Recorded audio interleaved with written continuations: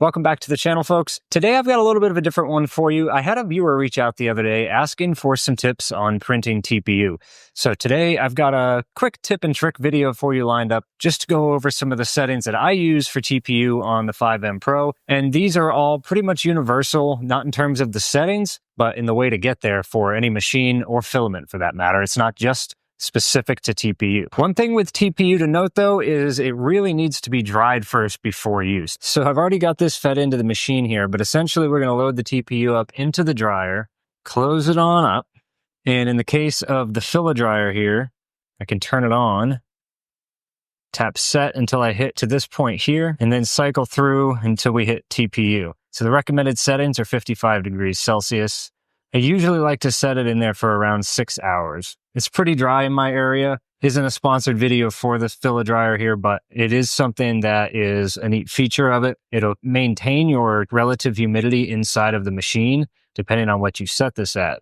It will do its 6-hour dry cycle, and then any time after that it gets above 36% relative humidity in there, it will kick the machine back on and drop it back down below that point. I usually just keep it at 30. As you can see, it's already at 25% relative humidity in there. So in my area, that feature only kicks on once or twice a day. For our test today, we're going to be using Orcaslicer for its built-in calibrations. If you go to the top left-hand corner inside of Orcaslicer, up to the calibration menu, you'll see there's everything ranging from temperature to flow rate and pressure advance down to retractions and some other features that we're not going to dive into. We're going to start off doing a flow rate test just to make sure we have the right amount of filament coming out of the nozzle.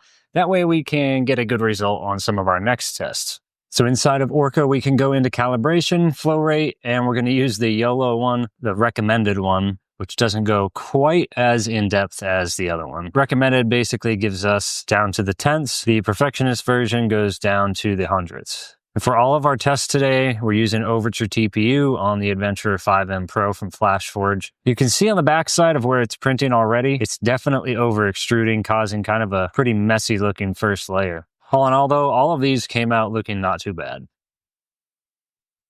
So essentially how it works on the build plate is the bottom row is under extruded, the top row is over extruded, and then the middle row is kind of half in between. So I just like to feel around on them, see how the texture feels, make sure it doesn't feel over extruded. Really just looking for it to feel smooth in terms of doing that feely on the top. Generally speaking, you really don't need to go too high or too low. Something right in the middle for TPU is about right. In my case, I could have left it at a 1.0 flow rate, but I was noticing that it was a little bit over extruded around some of the perimeters. So I ended up doing a negative 0.01 for Overture TPU, which will bring us to 0.99 for our new flow rate. The next test that we need to do is a pressure advance test. To do that, we go to calibration, pressure advance, and we're going to do the tower for this method. After using the tower method, I found that it really leaves little room for error.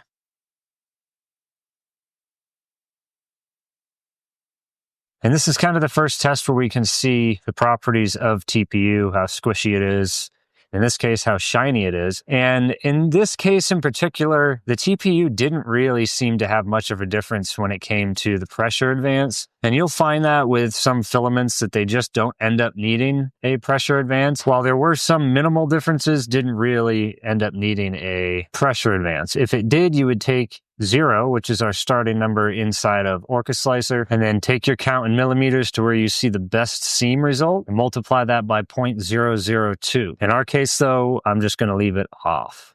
Following the pressure advance test, we get into the temperature test, and for TPU, I typically run it around 230 or 240, but the stock settings that are in here from Orca are pretty high, so I did lower them. I think they were like 240 to 280, and that's just not necessary for TPU. And that little tiny tower in there really gives us kind of the best insight into which temperature is perfect, in my opinion anyway. As it gets towards the top there, you'll really start to see which one is too hot. All of the overhangs looked pretty bad, to be honest with you, but that's just the nature of TPU. You can definitely see a difference though, moving from 250 up to the 230 at the top.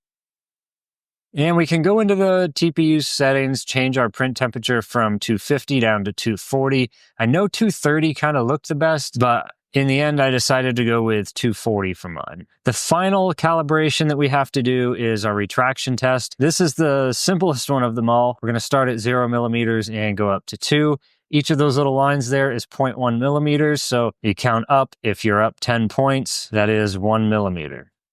In our case, with no retraction, it was pretty bad. As I got up to about a 0.6 or a 0.8, it started to show virtually no signs of stringing. So I'm going to go right around the middle at a 1.2. And we put that under filament settings, settings override, and then we go to retraction and turn on length to the 1.2.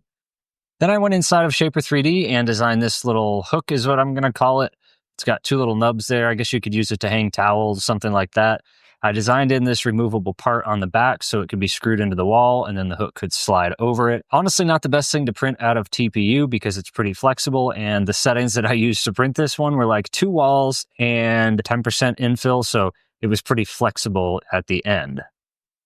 One thing that I was really concerned about was how the supports were going to come off of the TPU since it bonds to itself really well. But I was pleasantly surprised when I took a pair of snips and gave it a little yank.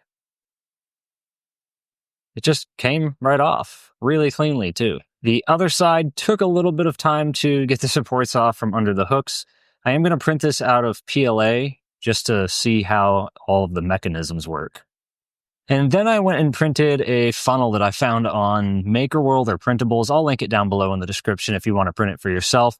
It is fit and designed for a Mobil 1 5-quart container, so you can put all your used motor oil back in there. And I figured TPU is a pretty good filament for that since it's pretty resistant to most chemicals. The flexibility of it, maybe not so great, but chemical resistant wise, it's pretty much perfect for it. One thing we didn't do in the beginning when we did all of our calibrations was our max volumetric flow. The max volumetric flow is essentially a setting inside of each of your filaments that won't let that particular filament go over a certain speed based off of that number. It's what allows you to have one profile and print with PETG, PLA, TPU without having to go in and change the speed settings for each of them. To do that, we go into calibrations, more, and then go to max flow rate. And we can set this pretty much as high or as low as we want to. I know that 4.2 is what we're currently sitting at for TPU. I am running a 0.6 millimeter nozzle, which is also something to take into account. The calibrations and settings are the exact same way, but just know you might not want to copy the exact settings that I used unless you're using a 0.6 millimeter nozzle. So I set us at a base of 4 because that's where we were at right now. So I know that prints good. And then I set a max of 8. A more realistic max point probably would have been somewhere around 13 or 14, but we're playing it safe here. So what this will do is it'll start off printing a brim around the entire base to give it something to adhere to the build plate, since the only thing it's going to print up is essentially a one-wall spiral vase. It'll start off around 4, and then every layer it goes up, it slowly increases that volumetric flow. And then you can take something like a ruler or a pair of digital calipers and just measure the distance up until you reach the point where it's either no longer flowing or you're starting to see artifacts within the print. And then inside of the slicer in the preview screen, instead of showing our line type, we can change that to flow. And that will show our volumetric flow as it builds up the different layers. Over on the right-hand side, we can use our layer preview to drag it down to about the same distance that we measured with our calipers or ruler and take a look at what the max volumetric flow is for that particular height. Then we can use that to change our filament settings. In our case, I ended up putting it at 8 because there wasn't anything that was wrong with the print as it built up. Hence why I said we probably could have gone to like 14, 15 and still been pretty good. But hopefully with these tests and calibrations, you're able to get your TPU settings dialed in nice and clean, and maybe even use this test for some other types of filament like PLA and PETG. If you get some new brands in and you're not quite sure what the flow rate and filament settings should be, this is the way to do it. If you want to pick up one of the Adventure 5M or 5M Pros, I have links down in the description below to do that. I also have a link to the Filadryer S4. If you have a question about anything, whether it be filament settings, printer settings, design questions, anything like that, leave them down in the comments section below and maybe we'll answer them in an upcoming video. Thanks for watching, folks. If you enjoyed today's video, give it a thumbs up so YouTube knows you enjoy this type of content. And if you want to see more like it, hit the subscribe button down below and I'll see you in the next one. Take care, and I hope you have a great, successful week.